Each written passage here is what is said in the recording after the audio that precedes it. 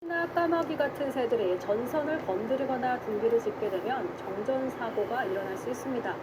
한전이 이런 피해를 줄인다며 매년 20만 마리의 까치를 잡고 있는데 그런데도 조류 정전 사례는 더 늘어나고 있습니다. 하혜빈 기자입니다. 죽은 까치 수십 마리가 늘어져 있습니다. 한전 측 의뢰로 민간협회 소속 호수들이 모두 사살한 겁니다. 까마귀나 까치 같은 새들이 철제 옷걸이 같은 금속류를 물고 전선을 건드리거나 둥지를 지으면 정전이 날 수 있습니다. 한전이 이런 피해를 줄인다며 민간협회에 한 마리당 6,000원씩 주고 까치를 사살하고 있습니다. 지난 5년간 총 128만 마리가 죽었고 비용도 매년 15억 원 안팎으로 듭니다. 사실 합법적으로 포획할 수 있는 조류는 전력시설에 피해를 주는 까치에 한정돼 있습니다. 하지만 어떤 까치를 사살할 수 있는지 현장 포수들에게 명확한 지침은 전달되지 않고 있습니다. 정전을 일으키는 까치인지 정말 죄 없는 까치인지 알 길이 없지 않습니까? 부착을 사살 아닙니까 이게? 또 까치에 불어나는 개체수를 따라잡기도 역부족입니다. 매년 20만 마리 넘게 까치를 잡았지만 조류 정전 사고는 2018년과 지난해를 비교하면 오히려 4배 가까이 늘었습니다.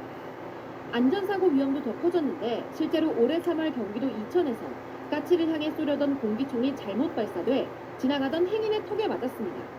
엽서들이 이제 곤란한 경우가 많습니다. 대부분 전주가 진옆에 있지 하기도 참 어렵고 막말 죽이기 좋아서 일부러 막 죽이기 좋아서 하는 사람이 그냥 전주 어디 있으며 전문가들은 조류가 싫어하는 전파를 내는 등 더 효과적이고 친환경적인 대책을 고민해야 한다고 조언했습니다. JTBC 하혜빈입니다. 최근 전봇대 곳곳에 자리 잡은 까치집으로 인해서 정전 사고가 잇따랐습니다. 까치 산란기인 봄이면 둥지 짓기가 더 활발해져 관계 당국이 제도에 골머리를 앓고 있습니다. 박정현 기자입니다. 전봇대 위 고압전선 사이로 빼꼼히 보이는 까치 둥지. 장비를 이용해 위로 올라간 작업자 손에 해체돼 우수수 떨어집니다. 4, 5월 산란기를 앞두고 집을 지으려는 까치와 집을 부수려는 한국전력이 매년 초 벌이는 신경전입니다. 까치는 천적으로부터 새끼를 보호하기 위해 높은 전봇대 위를 집터로 고르는 경우가 많은데 이게 화근입니다. 집 재료로 물어온 철사 등 금속류가 고압전선을 닿으면 급격히 많은 전류가 흐르게 되고 정전으로 이어지기 때문입니다. 그래서 한전은 봄마다 둥지를 선제적으로 제거하는 작업에 나서지만 까치가 같은 곳에 다시 새 둥지를 만드는 경우도 많아 헛수고가 되는 일도 비일비재합니다. 산란기가 오면은 까치들이 더 활발하게 둥지를 짓기 시작해서 매일매일 현장 나가서 조류 순시를 하고 있습니다. 한 군데 반복적으로 조류 둥지를 조성하는 경우가 많습니다. 실제로 지난 3년 동안 발생한 정전사고의 5%가 까치집 때문에 발생했습니다. 최근 경기 부천에서 200여 세대, 이천에서 900여 세대가 전기가 끊긴 건 역시 까치집이 원인이었습니다.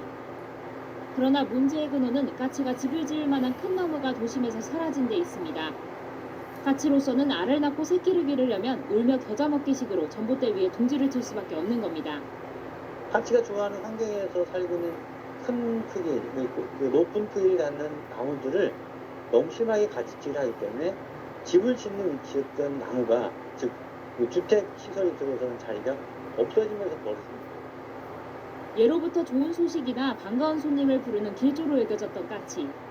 이제는 정전의 주범으로 지목되며 봄철 골칫거리 신세로 전락한 가운데 까치에게 집다운 집을 돌려주는 것도 인간의 숙제로 보입니다. YTN 박정현입니다.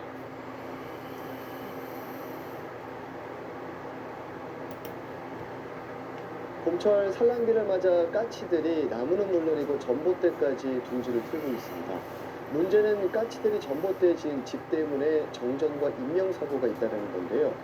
도심에서 까치 집과의 한바탕 전쟁이 벌어지고 있습니다. 손국회 기자입니다. 손님들이 한창 식사를 하던 음식점. 갑자기 불이 꺼지고 암흑으로 변합니다. 늦은 밤 인근 아파트 단지에도 전기 공급이 끊겼습니다. 갑작스런 정전에 960여 세대 주민들은 1시간 30여 분 동안 불편을 겪었습니다. 엘베에서 갇혔으면 어떡할 거예요? 들어가자마자 5분 정도 비슷한 시각 경남 거제의 1,500여 세대 아파트에서도 정전 피해가 발생했습니다. 확인해보니 원인은 모두 전봇대에 지어진 까치집이었습니다. 까치의 산란기인 봄철, 까치집은 온갖 사고를 일으키는 골칫거리가 됐습니다. 한국전력의 까치집 제거 현장을 KBS 취재진이 동행했습니다. 고압 전선 사이에 지어진 까치집을 제거해보니 나뭇가지가 한가득입니다. 여기에 인근 주택가나 공사 현장 등에서 물어온 전선과 녹슨 철사도 보입니다. 나뭇가지도 고압 전선에 오랜 시간 닿게 되면 과전류가 흘러 불꽃이 튀거나 정전이 발생할 수 있습니다. 봄철 까치집 때문에 발생한 정전은 해마다 40건이 넘습니다. 최근 충북 진천에서는 한 50대 주민이 이를 제거하려다 감전돼 목숨을 잃는 등 인명피해도 잇따르고 있습니다. 특고합선 같은 경우는 일반인들이 접근 시기에는 감전의 위험이 상당히 크기 때문에 전주에 오르려고 하시지 말고 국번 없이 123으로 전화하시면 우리나라 대표 텃세로 오래전부터 반가운 소식을 전해준다고 알려진 까치가 도심에선 정전을 일으키는 불청객 신세로 전락했습니다. KBS 뉴스 송국희입니다.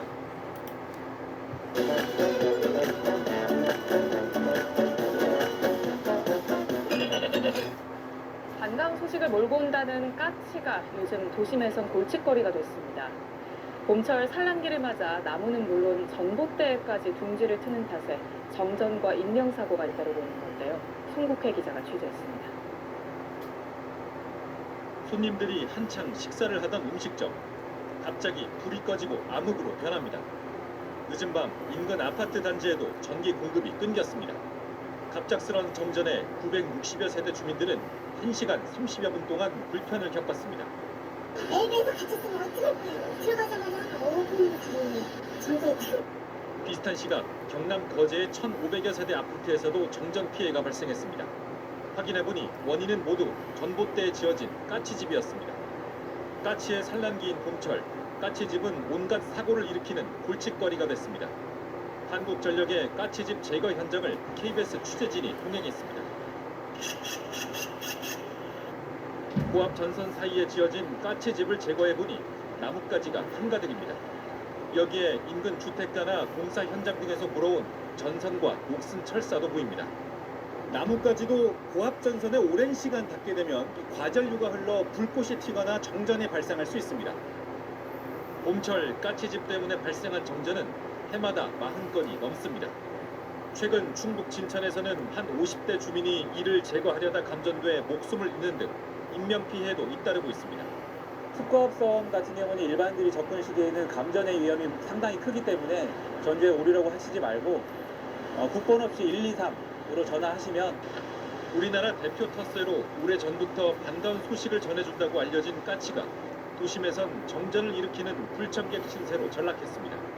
KBS 뉴스 송국희입니다.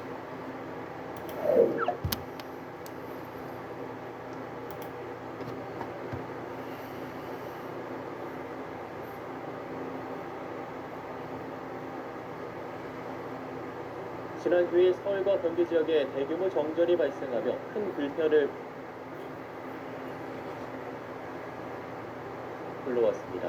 쇼핑몰에서 대피 소동이 일어나고 승강기가 멈춰서 소방당국이 구조에 나서기도 했는데요.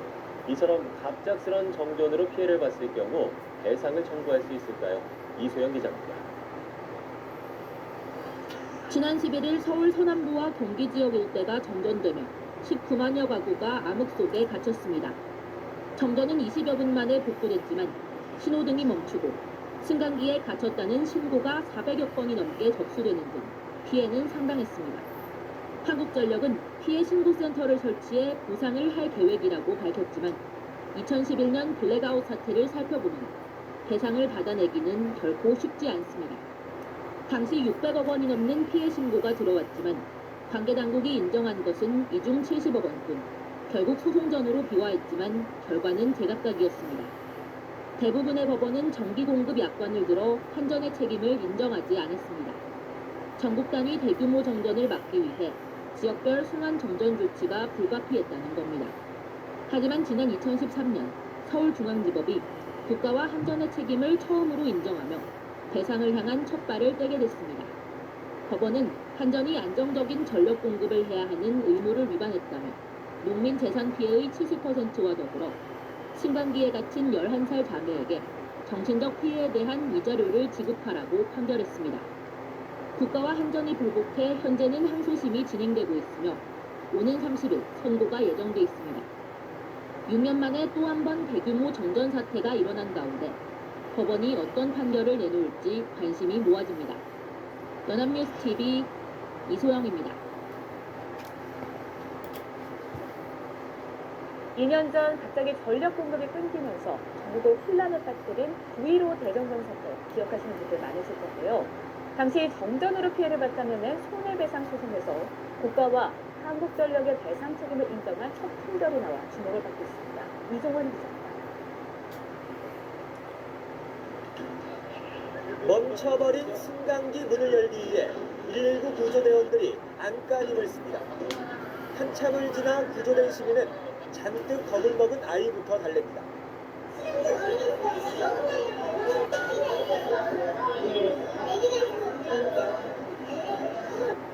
신호등이 별안간 꺼지면서 도심 한복판은 아비규환이 돼버렸고 식당과 상점들은 하루 영업을 포기했습니다. 저 안에서로서 살아야만 건 저희 88사람인데 그 조그마한 힘 참았어요.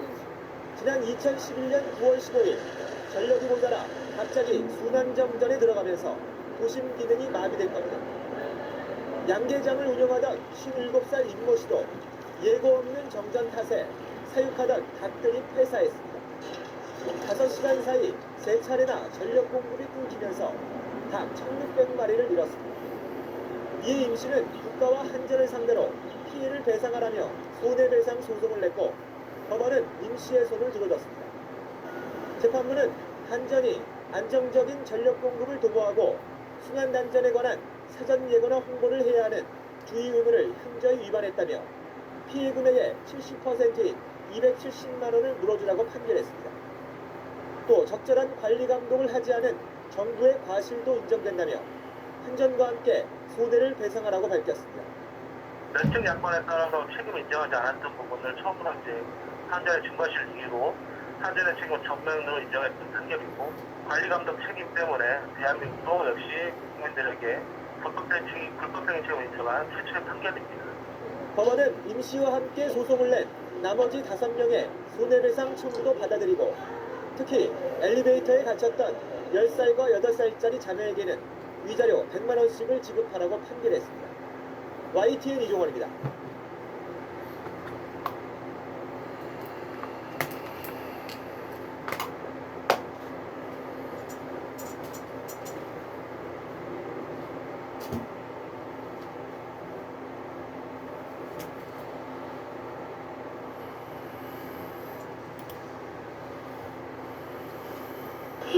새해 아침입니다. 오늘 모두가 각자의 소원을 빌지. 오늘 오후 울산 일대에서 대규모 정전이 발생했습니다. 교통 신호등이 꺼지는가 하면 엘리베이터가 멈춰서 사람이 갇히는 등 큰 혼란이 벌어졌습니다.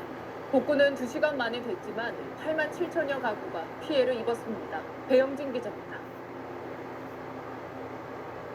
영업이 한창이어야 할 커피 전문점에 불이 모두 꺼졌습니다. 도로에 설치된 신호등도 모두 꺼졌습니다. 경찰은 교통 정리를 하느라 여념이 없고 한쪽에선 신호등 전원선을 순찰차 배터리와 연결하려 시도합니다.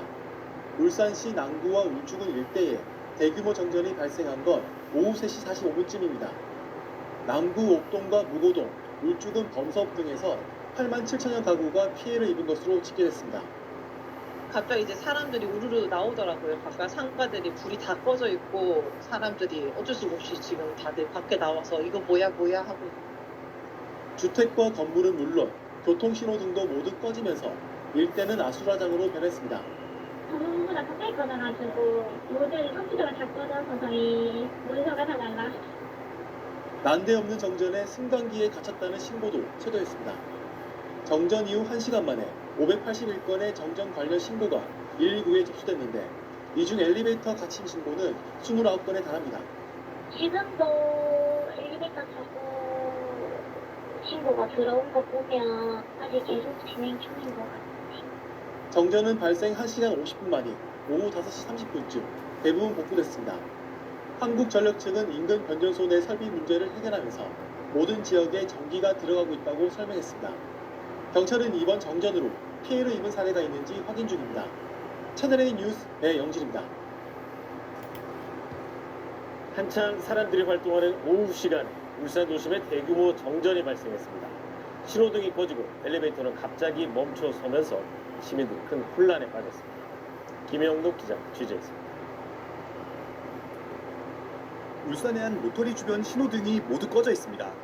당황한 나머지 우왕좌왕하는 차량들. 경찰들이 수신호로 교통정리에 나서지만 쉽지 않습니다. 울산 시내 140여 개 신호등이 정전으로 멈춰선 겁니다. 보다 못한 시민들도 교통정리를 돕고 나섰습니다. 인근 전통시장도 불이 모두 꺼졌습니다. 특히 수산물을 다루는 상점에서는 전복등의 폐사가 잇따랐습니다. 폐허가 나와가지고 기포가 나와서 물이 회전이 되고 해야지 생물, 이거 다 살아있는 생물입니다. 일부 상점은 1시간 넘도록 정전이 이어지면서 피해가 커졌습니다. 건물에 비상발전기 작동 연기를 화재로 오인해 시민들이 대피하는 소동도 벌어졌습니다. 또 병원은 물론 경찰서 등 관공서도 전기가 끊겨 불편이 잇따랐습니다. 울산 소방본부에는 엘리베이터에 갇혔다는 신고 등 750여 건의 관련 신고가 접수됐습니다. 울산 남구와 우주군 일대 15만 5천여 가구에 대규모 정전이 발생한 건 오늘 오후 3시 40분쯤. 정전은 2시간 가까이 이어졌고 인근 변전소의 변전기 문제가 원인으로 추정됩니다. 설비 이상으로 추정되고 정확한 원인은 파악 중에 있습니다. 한국전력은 정확한 원인과 피해 규모 등을 조사하고 있습니다. KBS 뉴스 김영록입니다.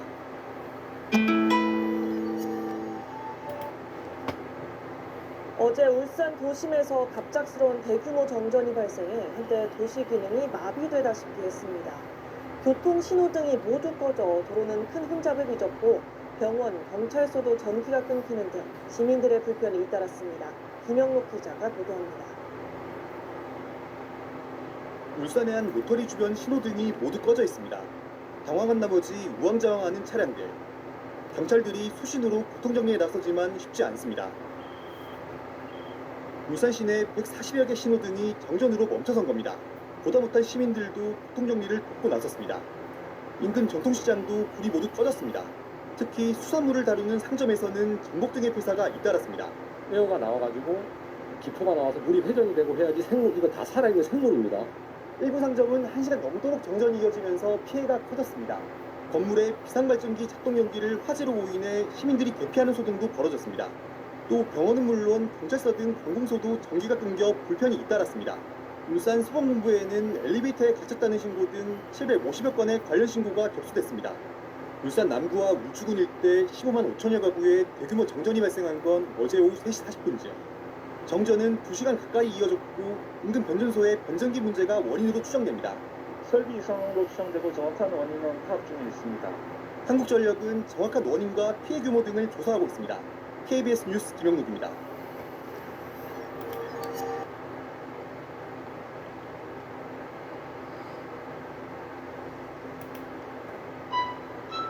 스윗한 거? 스파이시? 아니, 크리미한 거? 내 마음 어떻게 알았지? 고마워요. 고추 마요. 프라닭 치킨. 안녕하십니까. 전주 MBC 뉴스데스크입니다. 어제 전주 시내 정전으로 시민들이 큰 불편과 피해를 입었는데요. 사고도 문제지만 이후 한전의 대처는 더 문제였습니다. 한전은 상황 판단을 잘못해 정전 피해를 키웠고 피해 규모를 축소했다는 의혹까지 받고 있습니다. 허효무 기자입니다. 어제 오전 8시 반쯤 전주시 효자동 일대 정전이 발생했습니다. 신호등이 꺼지면서 출근길은 혼잡이 빚어졌고 상가에서는 냉장고와 냉방시설 가동이 중단됐습니다. 2시간가량 지속된 정전에 상인들은 피해를 호소했습니다. 너무 덥잖아요. 손님들도 있을 수도 없으니까 그냥 들어서자마자 나가시기도 하고. 그런데 정전이 2시간가량 이어진 이유는 한전의 판단착오 때문이었습니다. 효자동 KT지사에서 정전으로 인해 비상발전기가 가동됐고 이 때문에 연기가 피어올랐는데 한전은 KT에서 화재가 난 것으로 잘못 알고 이곳을 조사했습니다. 정전 때문에 연기가 솟았는데 한전은 거꾸로 그 연기 때문에 정전이 났을 수 있다며 1시간 10분이나 허비한 겁니다. 1시간 10분 정도 보상 공시간이 걸렸잖아요. 그거 끝나고 나서 그건 저희가 별도로 연락을 받았어요. 따로 본인신고로 연락이 온 적 없고. 한전은 피해 규모도 축소 발표했습니다. 전주 효자동의 이 아파트 역시 정전이 된 뒤 주민들은 한여름 더위에 냉장고도 선풍기도 돌리지 못하는 불편을 겪었습니다. 선풍기도 안 되고 아무것도 안 되니까 더웠죠. 이제 이렇게 더워서 아무튼 찬물로 막 끼얹고서는 그냥 더워도 어떡하겠어요. 하지만 이 아파트 단지는 한전이 발표한 정전 피해 집계에서 빠져 있습니다. 한전은 모두 425세대에서 1시간 넘게 전기 공급이 중단된 것으로 집계했지만 취재진이 정전을 확인한 곳만 해도 부자동 인근 6개 아파트 800세대가 넘었습니다. 또 인근 중화산동 일부 상가와 한 종합병원에서도 5분가량 전기가 끊겼는데 한전은 5분 내외의 정전이라며 피해 집계에 포함하지 않았습니다. 불안하긴 했죠. 당연히 환자분들 모시고 있는 기관이니까 다행스럽죠. 사고 하루가 지나도록 정전 원인도 정확히 파악하지 못하고 있습니다. 새가 고압선에 접촉해 발생한 것으로 추정할 뿐 정확한 파악도 안 된 데다가 마땅한 재발 방지 대책도 없습니다. 고사기 같은 것도 이제 바람불면 돌아가는 것도 그래도 다 해보는데 자체가 워낙 적응하는 거고 환경이고 수시는 거의 직원들을 3팀, 4팀씩 나와서 늘리고 있고요. 강원도 대형 산불 원인으로 한전의 변압기가 지목되고 있는 가운데 전주 도심에서 발생한 대형 정전 사고에는 한전의 무능과 대응 부실이 드러나고 있습니다. MBC 뉴스 허은호입니다. 네, 올여름 무더위 속에 정전 피해도 잇따랐습니다. 100만 원어치 횟감을 그대로 버린 가게도 있지만 한전의 보상금은 겨우 1,000원 남짓이었습니다. 박태인 기자. 죽은 오징어가 수조 바닥에 깔려 있습니다. 우럭과 도다리도 입을 벌린 채 딱딱하게 굳어갑니다. 지난달 경기도 파주에서 발생한 정전 때문에 한 횟집이 입은 피해입니다. 100만 원치가 넘었다고 합니다. 다 전기 50마리였으면 비닐로 100마리 정도 나왔어요. 근데 그게 이제 또 죽어나간다고 생각을 하니까 너무 폭염 때문에 늘어난 전기량을 견디지 못해 변압기가 2번이나 고장난 겁니다. 한전은 이후에 변압기를 더 큰 용량으로 교체했습니다. 가게 주인을 더 속상하게 한 건 다음 달에 나온 한전의 고지서였습니다. 정전 보상으로 전기료를 1,100원 깎아준 겁니다. 1,100원 이거 뭐지 하고 그냥 찢어버렸습니다. 아예 주지 말든가 처음부터 그렇게 할 거면. 맞은편에 사는 카페 주인도 정전으로 장사에 피해를 봤지만 깎아준 돈은 87원이었습니다. 주택 전기요금 보상을 먼저 받았는데 횟집보다 적었습니다. 문의했을 때 87원이란 말 듣고 너무 황당해가지고 한 3번을 여쭤봤던 것 같아요. 직원분한테. 87원이 맞나요? 보상금이 너무 적다는 항의에 한전은 면책 조항을 꺼냈습니다. 폭염으로 변압기가 고장난 건 한전의 책임이 아니라는 겁니다. 약관에 따라서 기본 요금의 0.2%를 전기가 중단된 시간만큼 곱해서 보상해줬다고 설명했습니다. 하지만 정전 피해에 비해 보상의 문턱은 지나치게 높다는 지적도 나옵니다. 지난 5년간 한전에 접수된 정전 건수는 3천여 건에 450건이 넘는 민원이 들어왔지만 실제 피해를 물어준 건 20건입니다. JTBC 박태인입니다. 가뜩이나 폭염으로 지치는데 곳곳에선 정전까지 이어졌습니다. 열대야를 참지 못한 시민들은 자동차에서 에어컨을 켜고 자거나 전기가 들어오는 다른 집으로 피신하기도 했습니다. 불편을 넘어서 막대한 재산 피해도 일어났습니다. 하혜빈 기자입니다. 아파트 단지 안이 칠흑같이 어둡습니다. 비상등과 촛불이 눈에 띄지만 대부분의 집에선 불빛을 찾아보기 어렵습니다. 어젯밤 9시쯤 인천 남동구에 있는 아파트에서 전기가 나갔습니다. 480세대가 4시간 동안 큰 불편을 겪었습니다. 비슷한 시각 경기 고양시에서도 정전이 됐습니다. 드라마를 보고 있는데 아주 뻥 하는 소리가 나가지고 전기가 다 나가가지고 밖을 이렇게 내다보니까 암흑천지였어요. 복구에 6시간이 걸렸습니다. 아파트 20개동 약 2,000세대가 밤새 무더위에 시달렸습니다. 너무 더워갖고 한 시간쯤 있다가 그냥 다 같이 딸네 집으로 가서 거기 자고 아침에 왔어. 못 참으니까 이제 딸내고 피난을 간 거지. 변압기와 지하 전기실 설비가 오래된 데다가 전기 사용량도 늘어나면서 일어난 걸로 보입니다. 전남 신원에 있는 새우 양식장에서도 전기가 끊겼습니다. 새우가 50만 마리를 넣었는데 지금은 다 죽었으면 이렇게 가을쯤이면 다 왜 녹아서 없어져 버려. 요즘 날씨가 필요하니까. 수천만 원의 재산 피해가 난 걸로 추산됩니다. JTBC 하혜빈입니다. 발주소에 오타내 나락갈 뻔한 우리 팀 막내. 설성문 뭐 사주지? 정관장사! 네, 다음 소식입니다. 오늘도 전국이 푹푹 찌는 무더위가 이어졌습니다. 경기도 안성에선 낮 최고 기온이 40도를 넘기도 했습니다. 폭염은 내일 정점을 찍을 걸로 보입니다. 먼저 박상욱 기자가 보도합니다. 시민들은 책이나 양산으로 햇빛을 가리고 부채와 휴대용 선풍기까지 들고 다닙니다. 하지만 좀처럼 피하기 힘든 더위입니다. 전국 대부분 지역에 폭염 경보가 내려졌고 기상청에선 현저한 폭염 피해를 경고했습니다. 전국의 낮 최고 기온을 나타낸 지도입니다. 30도 이상은 노랗게, 35도부터는 빨갛게 표시가 되는데 보시는 것처럼 내륙 곳곳은 붉게 물들었습니다. 경기도 안성의 한 자동 관측기에선 오늘 전국에서 가장 높은 40.2도가 기록됐습니다. 서울과 대구 곳곳에선 37도 넘는 기온이 찍혔습니다. 낮 동안 달궈진 열기는 밤에도 식지 않아 열대야 현상이 이어지고 있습니다. 내일은 올해 폭염이 절정에 달할 것으로 보입니다. JTBC 박상욱입니다. 주말인 오늘 종일 온화한 날씨가 이어졌습니다. 절기 입춘인 내일도 추위는 없겠고 곳곳에 겨울비가 내리겠습니다. 전주 한옥마을 포근한 추위를 가족과 즐길 거리가 풍성하다고 하는데요. 현장에 나가는 기상캐스터 연결해 보겠습니다. 고은재 캐스터. 네, 전주 한옥마을에 나와 있습니다. 네, 전주 한옥마을 분위기 어떻습니까? 네, 이곳에는 오전부터 포근한 주말을 맞아서 나들이 나온 관광객들로 북적이고 있습니다. 이렇게 저처럼 한복을 차려입은 관광객들도 많아서 때이른 명절 분위기가 나기도 했는데요.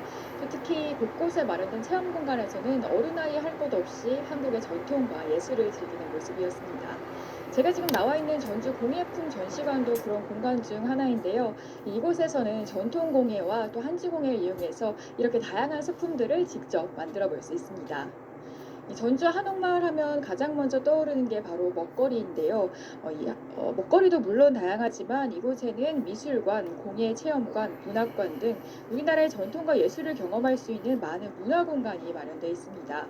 특히 전주시는 다가오는 설을 맞아 다채로운 전통문화 프로그램을 마련했는데요. 연휴 기간 동안 제가 나와 있는 이곳 전주 공예품 전시관을 비롯해서 전주 역사박물관, 한국전통문화전당 등 여러 기관에서 무료 체험 행사가 열린다고 합니다. 이번 연휴에는 아이들과 함께 관광 거점 도시 이곳 전주를 찾으셔서 이색적인 문화 경험을 선물해 보시는 것도 좋겠습니다. 오늘 포근한 날씨 속에 곳곳에 비가 오락가락 이어지고 있습니다. 비는 오늘 전국적으로 내리다가 밤부터 소강 상태에 들겠는데요. 휴일인 내일 늦은 오후 호남 지방부터 비가 다시 시작해서 밤사이 충청 이남 곳곳으로 확대하겠습니다. 내리는 양은 호남에 최고 10에서 20mm, 그 밖에 대부분 지역에서 1에서 5mm 안팎으로 많지는 않겠습니다.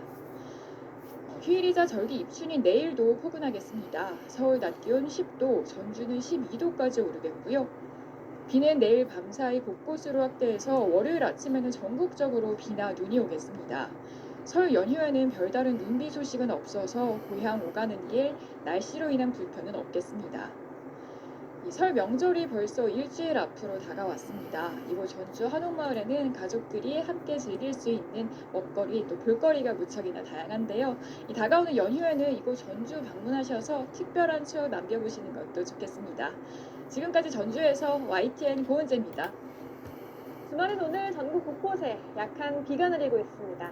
이 비는 밤까지 이어질 것으로 보여서 야간 운전하시는 분들은 도로 살얼음에 유의하셔야겠습니다. 밤까지 내륙은 5mm 미만의 약한 비가 더 이어지겠고 기온이 낮은 경북 북동 산간은 최고 3cm의 눈이 쌓이겠습니다. 그리고 남해안과 제주도는 내일까지 5에서 20mm의 비가 내리겠습니다. 휴일인 내일은 어느덧 봄의 첫 번째 절기, 입춘인데요. 오늘보다 더 포근한 날씨가 예상됩니다. 아침 기온 영상 2도로 시작해 한낮 기온은 9도로 오늘보다 조금 더 높겠습니다. 내일 내륙 하늘은 구름만 많겠고 충청 남부와 일부 남부지방에는 저녁 무렵부터 비가 내리겠습니다. 그리고 제주도는 밤부터 초속 20m 이상의 강한 바람이 불겠습니다.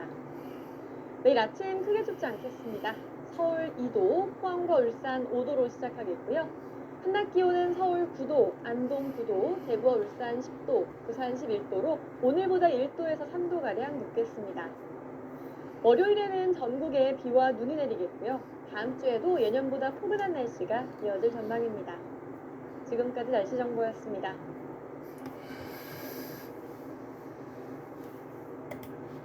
(2월의) 첫 주말은 하늘이 내내 흐렸습니다. 지금은 비구름까지 영향을 주고 있고요. 충청 이남 곳곳으로 약하게 비를 뿌리고 있습니다. 오늘 밤까지 전국 많은 지역에 한때 비가 지나겠고요. 기온이 낮은 경기 동부와 영서 지역은 눈으로 바뀌어서 내릴 수도 있겠습니다. 그리고 내일 밤에는 다시 한번 충청 이남 곳곳에 비가 내릴 것으로 보입니다. 제주도에 5에서 20mm, 호남에는 5에서 10mm가량의 비가 예상되고요.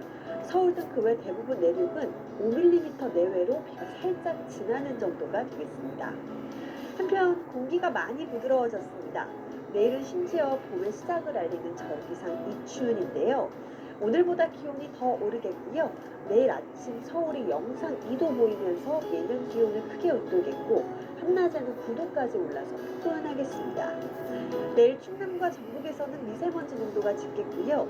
전국적으로 흐린 하늘이 이어지면서 늦은 오후부터 차츰 충청 이남 지역 곳곳에 비가 내리겠습니다. 그리고 제주도는 종일 비가 오락가락하겠습니다.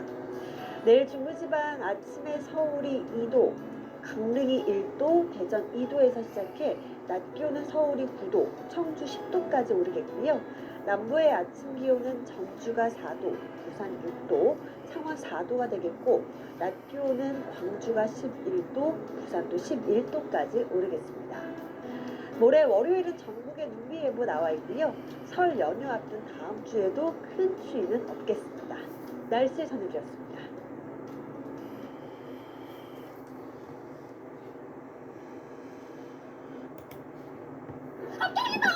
가고 싶어? 그 학교.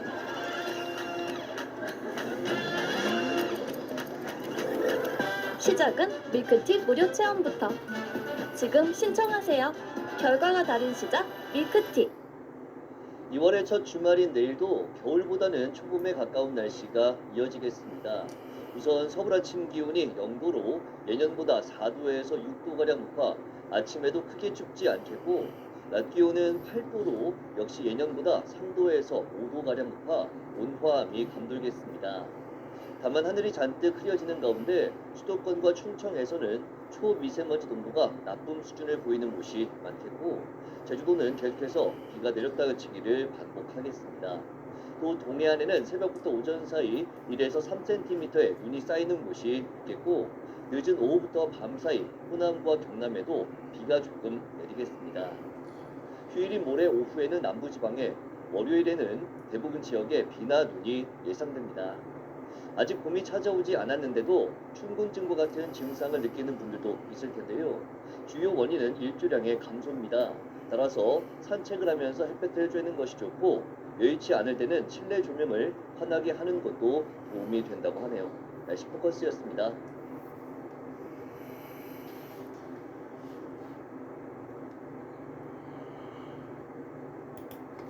네, 중국발 스모그 유입으로 수도권과 충청 지역에 초미세먼지 주의보가 발령돼 있습니다. 노약자나 호흡기 질환자는 야외 활동에 각별한 주의가 필요해 보이는데 취재 기자 연결해서 날씨도 알아보겠습니다. 정혜윤 기자. 네, 정혜윤입니다. 네, 일단 초미세먼지 농도가 크게 올라간 곳이 어디입니까? 네, 서울을 비롯한 수도권과 충청 지역으로 이 지역은 초미세먼지 농도가 세제곱미터당 70마이크로그램을 넘고 있습니다. 평소보다 3배 이상 높기 때문에 건강에 악영향을 줄 수 있는 수준입니다. 서울과 인천, 경기, 세종과 충남에는 초미세먼지 주의보가 계속해서 발령 중에 있습니다. 네, 먼저 가양대교 부근으로 이다수 화면을 통해서 살펴보도록 하겠습니다. 네, 지금 보시는 화면 이 한강 뒤쪽으로 보이는 하늘 쪽을 봐주시면 좋겠는데요. 마치 잿빛 장막을 캔 듯 무척 뿌였습니다. 국내 오염물질의 중국발 스모그가 계속 나타나고 있기 때문인데 이번 곳의 건물들은 아예 윤곽도 보이질 않습니다. 또 도로 위 차들도 전조등을 켜고 이동하는 모습입니다. 네, 다음은 인천대교 부근인데요. 이쪽도 상황은 마찬가지입니다. 오른쪽 위쪽이 송도 부근인데 평소 같으면 도심 건물들이 훤히 보이지만 지금은 뿌연 먼지에 갇혀서 도심의 흔적도 찾아볼 수가 없습니다. 다만 이번 초미세먼지는 오래가지 않겠고 오늘 밤부터 점차 약화해서 내일은 대기질이 개선될 것으로 보입니다. 이렇게 온통 뿌여니까 일단 오늘까지 좀 신경 써야 될 것 같고 초미세먼지주의보가 내려지면 어떻게 좀 대응해야 할지도 알려주시죠. 네, 초미세먼지는 이 지름이 2.5 마이크로미터 이하로 미세먼지의 4분의 1 정도로 무척 작습니다. 따라서 호흡기에서 걸러지지 않고 폐로 직접 침투해 건강에 악영향을 주는데요. 초미세먼지 주의보가 내려지면 노약자나 호흡기 질환자는 외출을 자제해야 합니다. 건강한 사람도 외출 시에는 KF80 이상의 보건용 마스크를 착용하는 게 좋습니다. 유치원이나 어린이집에서는 실외 수업을 하지 말고 미세먼지를 발생시키는 사업장은 단축 운영을 해야 합니다. 또 외출 뒤 귀가하면 손과 발, 머리를 깨끗하게 씻어주는 게 좋습니다. 지금까지 YTN 정혜은입니다.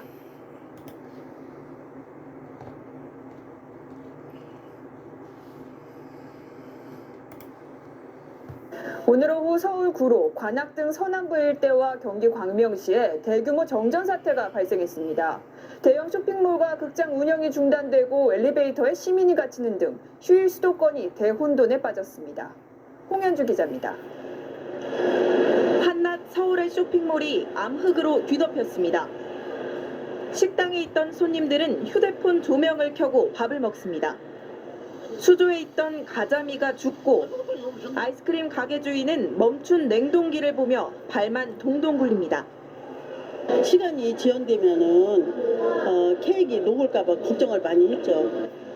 오늘 낮 12시 45분쯤 서울 구로구, 금천구, 관악구 등 서남부 일대와 경기 광명시 등이 30분간 정전됐습니다. 결혼식이 한창이던 예식장도 암흑 속에 빠졌습니다. 근데 주례 선생님도 엘리베이터 안에 거쳐서 못 나와가지고 식도 20분 딜레이되고 가산의 한 극장에서는 1시간 동안이나 영화 상영이 중단됐고 엘리베이터에 갇혔다는 신고는 100건 넘게 접수됐습니다. 갑작스런 정전으로 이곳 대형마트의 모든 에스컬레이터와 승강기가 멈춰 큰 혼잡을 빚었습니다. 특히 이 승강기에 탄 승객들은 25분 넘게 갇혀서 큰 공포에 떨어야 했습니다. 프로그램 자체가 제가 듣기로는 많이 풀려버렸대요. 초기화되고. 때 아닌 정전으로 시민들이 불안에 떨었지만 국민안전처는 정전이 복구된 후인 1시 30분에야 재난 문자를 발송했습니다. TV조선 홍현주입니다. 서울 동작구에선 오늘 새벽 교통사고로 근처 50여 세대의 전기 공급이 끊겼습니다. 사고 당시 튕겨져 나간 승용차가 전력 설비를 덮치면서 벌어진 일이었습니다. 밤사이 사건 사고 소식 강민우 기자입니다. 승용차의 앞뒤가 흉물스럽게 찌그러져 있고 전력 설비는 완전히 쓰러져 버렸습니다. 오늘 새벽 0시 10분쯤 26살 김모 씨가 몰던 벤츠 승용차가 앞서가던 K5 승용차를 들이받았습니다. 사고 충격으로 튕겨져 나간 K5 승용차는 근처 인도에 있던 전력 설비를 덮쳤습니다. 이로 인해 근처 주택 등 54세대의 전기 공급이 3시간 넘게 끊겨 주민들이 큰 불편을 겪었습니다. 제가 아기를 재우고 이제 누워 있었는데 근데 갑자기 띵쿵 한 소리가 난 거예요. 근데 갑자기 불이 다 꺼지면서 앞에 나왔더니 동네가 다 까만 거예요. 사고를 낸 운전자는 음주 측정을 끝까지 거부하다가 현행범 체포됐습니다. 음주 측정 거부로 저는 무조건입니다. 인적성 맞죠? 인적성 맞죠? 경찰서로 연행된 이후에도 김 씨는 음주 측정을 거부한 것으로 전해졌습니다. 술 안 먹은 사람이 술 먹은 사람부터 내 옆에 있으면 술 냄새 나잖아요. 그 정도입니다. 경찰은 김 씨를 귀가시킨 뒤 나중에 다시 불러 정확한 사고 경위 등을 조사할 계획입니다. 어젯밤 11시 50분쯤엔 경남 밀양의 한 주택에 불이 났습니다. 불길은 20여 분 만에 꺼졌지만 미처 불을 피하지 못한 90살 이모 씨와 아들 67살 이모 씨가 숨진 채 발견됐습니다. SBS 강민우입니다.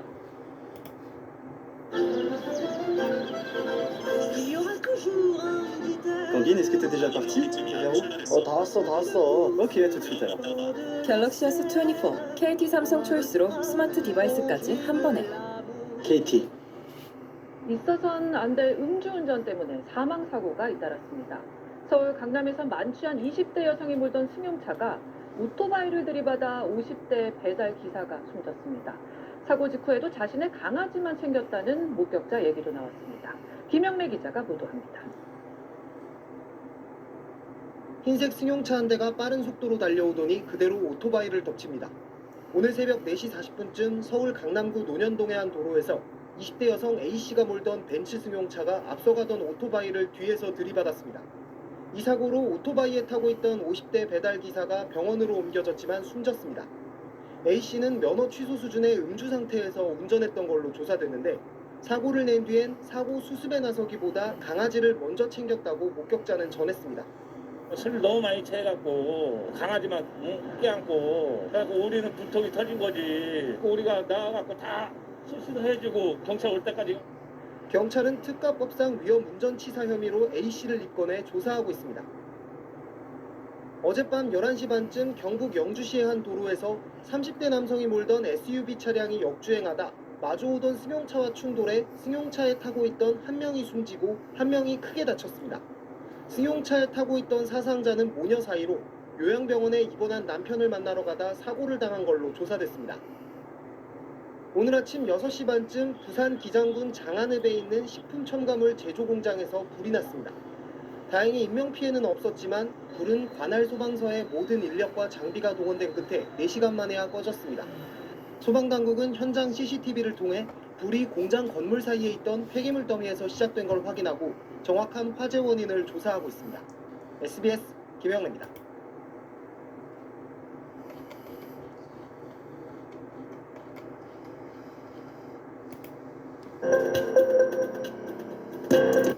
가장 큰 거.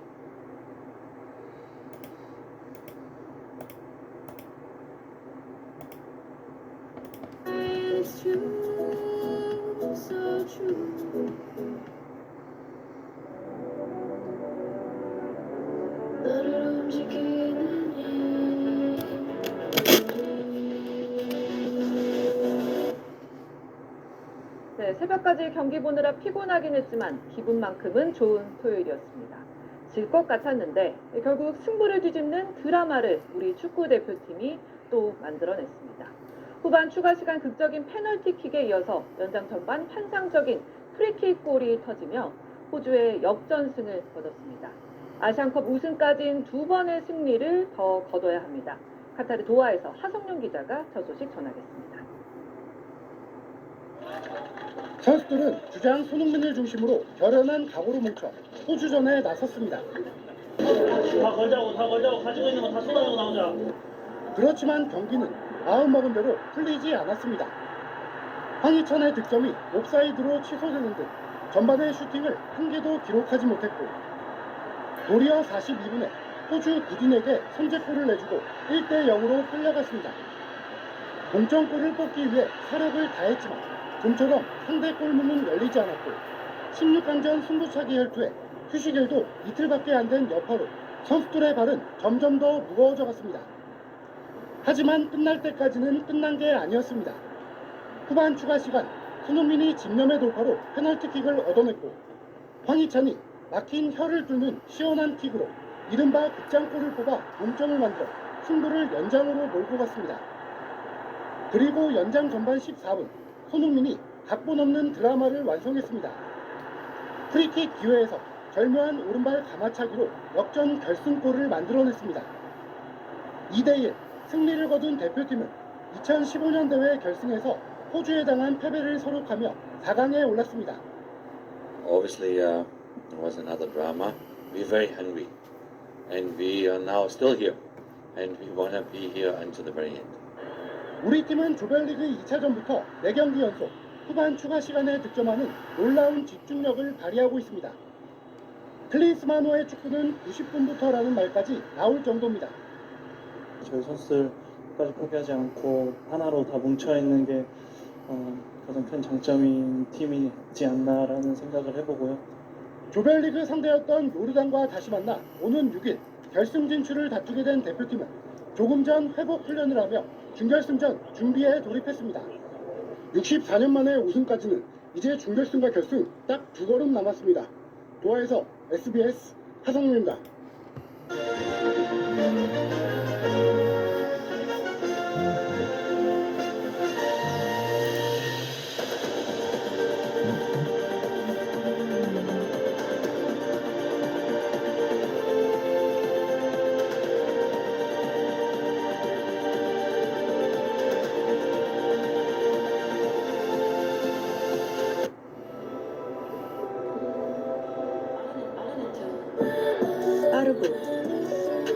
자연스러운 데일리 스타일. 나의 에어스트레이트.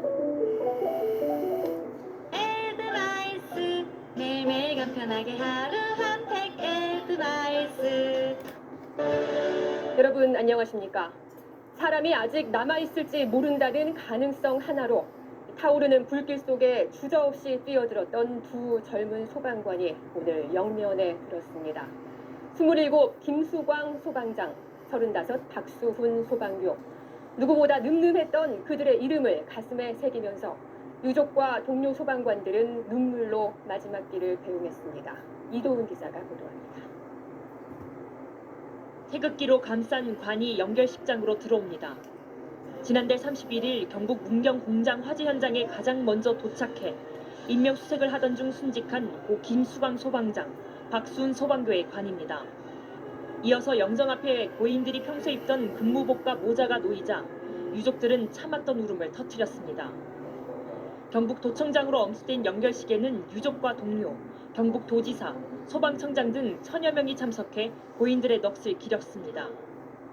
고인에 대한 묵념으로 시작된 연결식은 1계급 특징과 옥조 근정 훈장 추서, 연결사, 조사, 고인에게 올리는 글 낭독 순으로 진행됐습니다.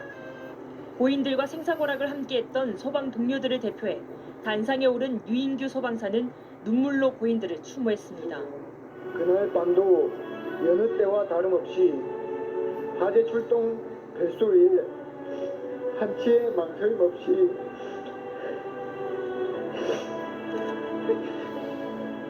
현장으로 뛰어갔던 우리 반장님들 늠름한 뒷모습이 아직도 눈에 선합니다. 김 소방장의 20년 지기인 소방 동료는 친구를 먼저 떠나보내는 슬픔을 토로했습니다. 다음 생에는 희생하며 사는 인생보다 너를 우선적으로 생각하고 너의 행복, 가족 친구들을 생각하고 더욱더 행복했으면 좋겠어. 윤석열 대통령은 이건석 비서실장이 대독한 조전에서 고인들의 희생과 헌신을 국가는 절대 잊지 않겠다고 밝혔고, 장례위원장을 맡은 이철우 경북도지사는 소방관의 근무 환경 개선을 약속했습니다. 경상북도는 고귀한 희생이 헛되지 않도록 현장의 근무 환경을 더욱 살피고 부족하고 어려운 상황은 확실하게 개선하겠습니다. 연결식 후 두 소방관의 유해가 운구차로 향하자 식장 앞은 또 한 번 눈물바다가 됐습니다. 두 소방관의 유해는 문경 지역 화장장인 예송원에서 화장을 거친 뒤 오늘 오후 국립대전현충원에 안장됐습니다. MBC 뉴스 이돈입니다. 오늘 새벽 서울 강남의 한 도로에서 20대 여성이 술에 만취한 상태로 운전대를 잡았다가 오토바이를 들이받았습니다. 50대 오토바이 운전자는 결국 숨졌습니다. 변윤재 기자가 보도합니다. 119 구급차 한 대가 경광등을 켠 채 도착하고 뒤이어 도착한 경찰관들이 다급히 뛰어갑니다. 오늘 새벽 4시 반쯤 서울 강남구 학동역 사거리 인근에서 20대 여성이 음주운전을 하다가 앞서 달리던 오토바이를 강하게 들이받은 겁니다. 사고 충격에 오토바이 뒷바퀴가 차량 전면부를 파고 들어갔을 정도였습니다. 언덕 방향을 향해 직진하던 차량은 오토바이를 뒤에서 그대로 들이받았습니다. 당시 운전자는 면허 취소 수준의 만취 상태였습니다. 이 사고로 오토바이를 몰던 50대 남성이 심폐소생술을 받은 뒤 병원으로 옮겨졌지만 결국 숨졌습니다. 현장에서 여성을 체포한 경찰은 마약 간이시약 검사와 정밀 검사를 실시했으며 여성에 대해 구속영장을 신청할 방침입니다. 회색 승용차 한 대가 보행자 도로를 넘어선 채 세워져 있습니다. 앞쪽 상가 유리는 다 깨져 있고 바닥은 파편으로 가득합니다. 아니 근데 어디 이쪽으로 박으시나? 오늘 오전 8시 반쯤 서울 성북구 정릉동에서 80대 남성이 몰던 승용차가 상가 건물로 돌진했습니다. 고령 여성도 함께 타고 있었는데 두 사람 모두 다치진 않았고 상가도 비어있어 추가 피해는 없었습니다. 낮 12시 반쯤엔 경기 광주시 곤지암의 한 창고용 임시 건물에서 불이 났습니다. 건물은 불에 모두 타버렸지만 다친 사람은 없었습니다. 소방당국은 화재 원인과 재산 피해 규모를 조사 중입니다. MBC 뉴스 변윤재입니다. 우리 축구대표팀이 오늘 새벽 아시안컵 8강전에서 호주에 2대1 짜릿한 역전승을 거뒀습니다. 황희찬과 손흥민 두 명의 프리미어 리거가 후반 종료 직전 동점골과 연장전, 역전 결승골을 차례로 넣었는데요. 4강에 진출한 우리 대표팀 64년 만에 아시안컵 우승까지 이제 2걸음 남았습니다. 카타르 현지에서 송기성 기자가 전해드립니다. 휴식일이 이틀에 불과했던 우리와 나흘이나 쉬었던 호주의 맞대결. 대표팀은 호주의 촘촘한 수비에 막혀 전반에 점유율에서 앞서고도 슈팅 하나 날리지 못했습니다.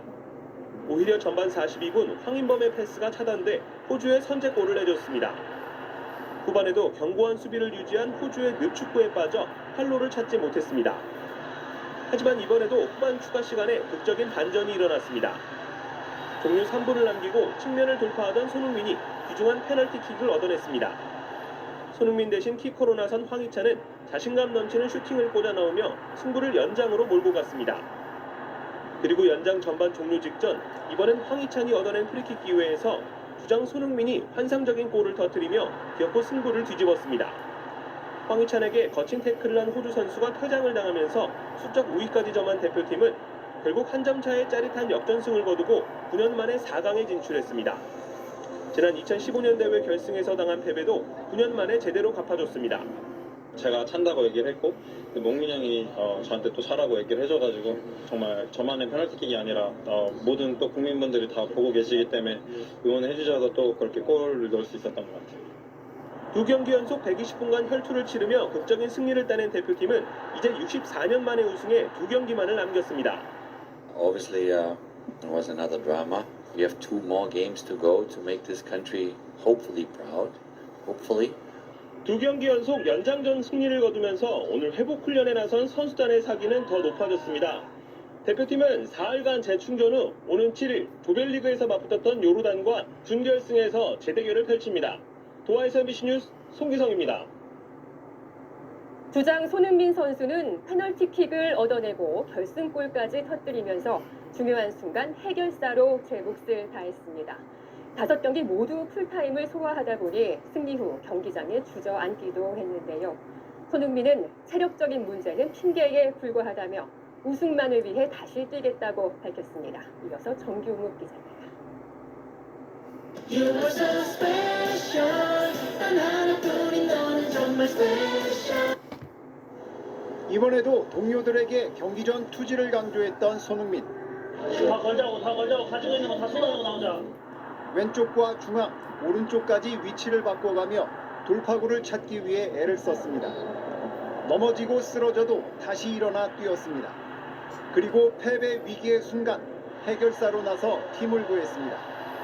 공을 잡자 상대 수비 5명이 에워쌌지만 손흥민은 몸싸움을 이겨내고 돌파를 시작했고 결정적인 페널티킥을 얻어냈습니다. 그리고 연장전에 골키퍼가 손을 쓸 수 없는 환상적인 프리킥골로 극적인 드라마의 주인공이 됐습니다.